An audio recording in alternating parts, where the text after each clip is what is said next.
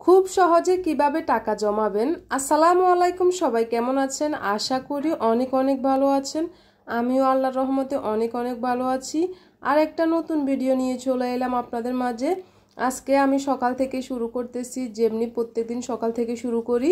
সকালের নাস্তাটা তৈরি করাই হচ্ছে আমার মেন প্রধান, একেবারে শুরুতে এটা আর কি সকালটা শুরু হয়। নাস্তাগুলো তৈরি করতে হয়, এটা প্রত্যেক দিনে থাকে। দেখতে পাচ্ছেন রুটি তৈরি করতেছি। আমি কিন্তু আপনাদেরকে বলে দিব যে টাকা জমানোর খুব সহজ উপায়, কিভাবে আসলে একটা গৃহিণী খুব সহজভাবে টাকাগুলো জমাতে পারে সেটা বলবো। তার আগে হচ্ছে নাস্তাগুলো তৈরি করে নিই, যেটা আসলে প্রথম থেকে আমার ভিডিও শুরুতে এই নাস্তাটা তৈরি করানো আমি দেখাই। তো একা হাতে হচ্ছে এই নাস্তাগুলো তৈরি করতেছি, দেখতে পাচ্ছেন। তার সাথে হচ্ছে এখানে একটু দুধ চা তৈরি করতেছি।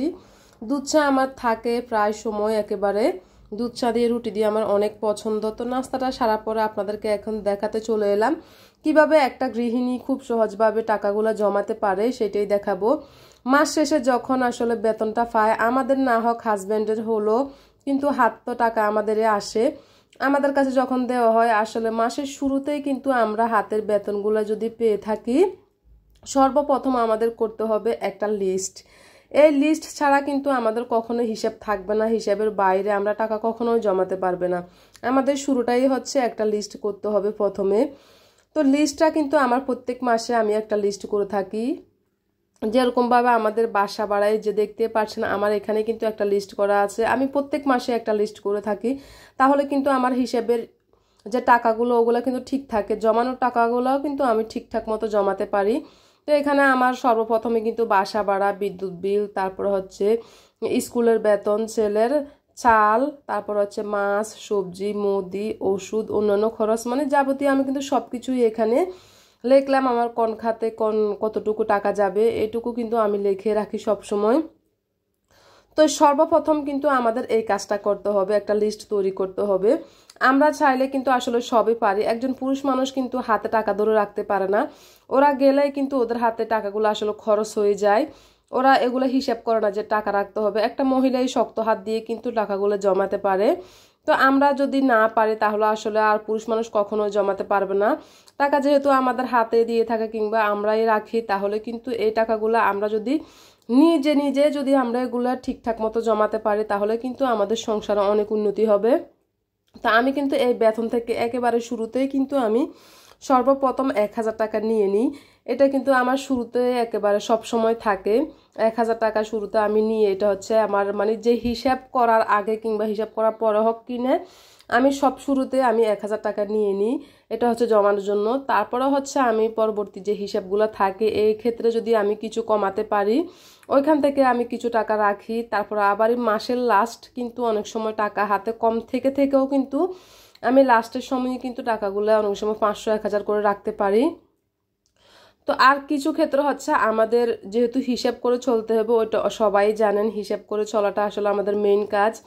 হিসাব করে চলার পিছনে কিন্তু আমাদের আরেকটা মহিলাদের অভ্যাস, একদম বদ অভ্যাস, যেটা হচ্ছে আমাদের কসমেটিক কিংবা সাজুগুজু। এটা কিন্তু আমাদের খুবই টাকা নষ্ট করে।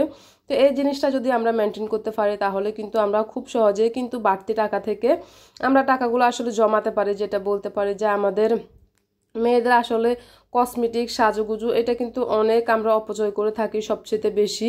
এই অপচয়টা আমাদের সবসময় হয়ে থাকে। এখান থেকে আসলে কিছু টাকা বাঁচানো যায় আমি মনে করি। মেয়েদের সাজুগুজু একটু কম করলে কিন্তু আমাদের সব কিছুই আসলে পারা যায়।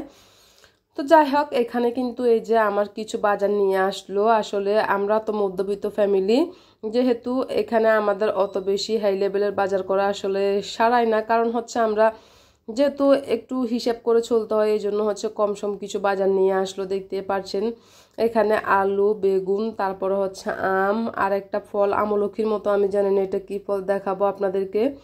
পুঁই শাক, শসা, তারপরে হচ্ছে একটা লাউ নিয়ে আসলো। মোটামুটি একেবারে বেশি না, হালকা পাতলা কিছু কাঁচা বাজার নিয়ে আসলো, যেটা দিয়ে আসলে আমার প্রায় এক সপ্তাহ চেয়ে একটু বেশি চলে যায় অল্প অল্প করে খেলে। সব সময় আর কাঁচা বাজারও খাওয়া যায় না, কোনো সময় মশারির ডাল, আলু ভর্তা, এভাবে সব সময় তো আসলে সবকিছু একসাথে খাওয়া যায় না। এক একদিন এক এক রকম করে রান্না করে আসলে আমি অনেক দিন চালাই আর কি। তো এখানে হচ্ছে দেখতে পাচ্ছেন আম নিয়ে আসা হয়েছে। প্রথমে আসলে এই ফাঁকা আম, আমরা এই বছরের মধ্যে ফাঁকা আম খাইতেছি। এগুলো হচ্ছে বাজার থেকে নিয়ে আসলো, গাছের বললো। তো গাছের ফাঁকা আমটা আসলে ছোট, অনেক ছোট আম। আর এগুলো হচ্ছে কি ফল আমি জানি না, আসলে কখনো খাইনি। এই ফলগুলোর ভিতরে কিন্তু অনেকটা টক, আমলখির মতো, খেতে কিন্তু অনেকটাই মজা আছে। আর এই আমটা দেখতে পাচ্ছেন ছোট কিন্তু অনেক সুন্দর। এমনিতে যে বছরের প্রথমে কিন্তু এই পাকা আমগুলা হচ্ছে আসলে খাওয়ানো হবে আমাদের। যাই হোক, এখানে গাছের বললো দেশি আম, এই জন্য হচ্ছে নিয়ে আসা হয়েছে, দেখবো কেটে কেমন লাগে কিংবা কেমন হয়। তো এই ছিল আমার আজকের বাজার। তো দেখতে পাচ্ছেন এখানে আম কেটে ফেললাম। মাশাল্লাহ, আমগুলো উপর থেকে যতটা মানে অতটা সুন্দরও দেখা যায়নি, কিন্তু ভিতরে অনেক সুন্দর, অনেক ফাঁকা হয়েছে। আর খেতে কিন্তু অনেকটাই মিষ্টি, টোটালি কোনো চুকে নেই আমগুলা, অনেক অনেক মিষ্টি, খুব ভালোই লাগলো। ছোট আম হলো, বরকত হয়তো বা কম, কিন্তু ভালোই লাগলো। বছরের প্রথম ফাঁকা আম খেলাম আমরা আজকে। তো আজকে হচ্ছে আমি এই যে কি রান্না করব সেটাই ভাবছি। অল্প স্বল্প দিয়ে যে আমি কিভাবে তরকারি থেকে আসলে মানে একটা হিসাব করে আর কি চলি। আমি আজকে কি খাবো, কালকে কি রান্না করব, এরকম একটা হিসাব আমার সব সময় থেকে থাকে। তো আজকে আমি পুঁই শাক রান্না করব। পুঁই শাকটা এখানে কাটতে নিয়ে আসলাম। তো দেখতে পাচ্ছেন কেটে কুটো আমি সুন্দর করে নিয়েছি। আর চিংড়ি মাছ দিয়ে পুঁই শাক রান্না করা কিন্তু অসাধারণ। এখানে চিংড়ি মাছ দিয়ে পুঁই শাক রান্না করব, সাথে হচ্ছে কিছু পরিমাণ আলু নিয়ে নিয়েছি। আলু, চিংড়ি মাছ, পুঁই শাক দিয়ে রান্না করব। এটা কিন্তু অসাধারণ, আমার খুবই ভালো লাগে এই আসলে চিংড়ি মাছ দিয়ে পুঁই শাক রান্নাটা। আপনাদের কেমন লাগে জানাবেন। আমার অনেক মজা হয় এই যে পুঁই শাক তারপরে চিংড়ি মাছ এগুলো রান্না করলে। তো এখন চলে এলাম আমি রান্নায়।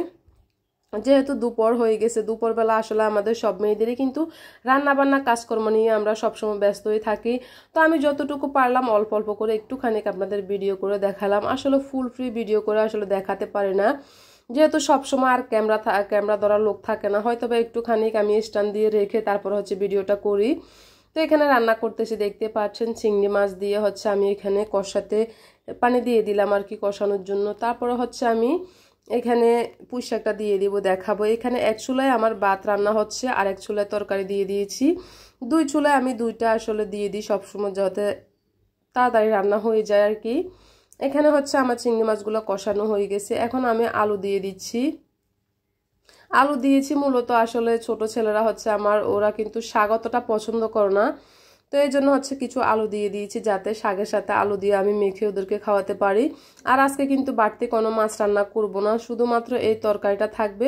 আর একটা অসাধারণ তরকারি থাকবে, সেটাও আপনাদেরকে দেখাবো। শুটকি বুনা আমি করব আজকে। শুটকি বুনাটা কিন্তু সবচেয়ে সেরা শুটকি বুনে, যেটা কি বলবো, এতটাই মজা শুটকি বুনাটা আমি করব, আপনাদেরকে দেখাবো কিন্তু কিভাবে করব। দেখতে পাচ্ছেন এখানে আমি লইট্টা শুটকি নিয়ে নিয়েছি, আর কিছু পরিমাণ লইট্টা শুটকি আমি কেটে কুটে সুন্দর করে নিয়েছি। এখন এটার মধ্যে হচ্ছে আমি একেবারে ফুটান্ত গরম পানি দিয়ে দিব। তারপর আমি আপনাদেরকে দেখাবো। এটা আসলে একটা রেসিপি হিসেবে আপনাদেরকে আমি দেখাচ্ছি, কারণ যেহেতু এটা অসাধারণ হয়েছে আমি ভাবলাম আপনাদের সাথে একটু শেয়ার করে নিই। এখন হচ্ছে আমি এই যে গরম পানি দিয়ে দিয়েছি। এখানে গরম পানির মধ্যে আমি আধা ঘন্টা ভিজিয়ে রাখবো। তারপরে হচ্ছে আমি ভালোভাবে কাঁটাগুলো, মাঝখানে যে লইট্টা শুটকির একটা কাঁটা থাকে, কাঁটাগুলো আমি বেছে পরিষ্কার করে নিয়েছি। তাহলে কিন্তু রান্না করলে যখন খাওয়ার সময় কাঁটাগুলো আর লাগে না। এখানে একটুখানি বেশি পরিমাণ পেঁয়াজ, তারপরে হচ্ছে রসুন নিয়ে নিয়েছি। পেঁয়াজ রসুন হচ্ছে আমি এটা দিয়ে হচ্ছে রান্না করব, দেখতে পারবেন আপনারা।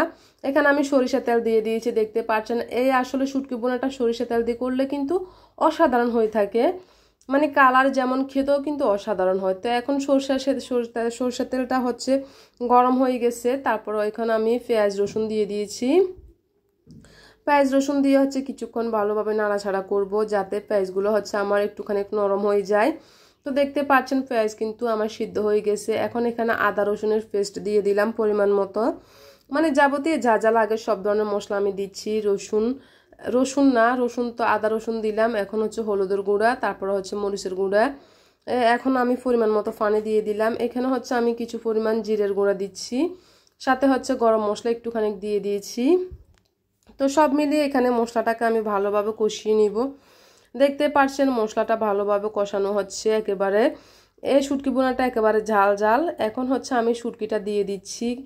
শুটকিটা দিয়ে হচ্ছে এখানে আমি কিছু পরিমাণ পানি দিয়ে দিব, না পানি দিয়ে দিব আর কি। তো দেখতে পাচ্ছেন এই যে কিছু পরিমাণ পানি দিয়ে দিয়েছি। আসলে বেশি পানি দিব না, যতটুকু দরকার। শুটকি বোনাটা কিন্তু একটু শুকনো শুকনোই করব, দেখতে পারবেন কোনো প্রকার জল থাকবে না। তো এখন হচ্ছে আমি রান্না করে নিচ্ছি ভালোভাবে। কিছুক্ষণ পর হচ্ছে আমি আবারও আসলাম একটুখানি নাড়াচাড়া করে দিতে। এই শুটকি বোনাটা দিয়ে আজকে আমি অনেক অনেক ভাত খেলাম, বিশ্বাস করেন। মানে আমি মনে হয় প্রথমে এ ধরনের শুটকি বোনাটা করলাম, তাই আপনাদের সাথেও শেয়ার করলাম।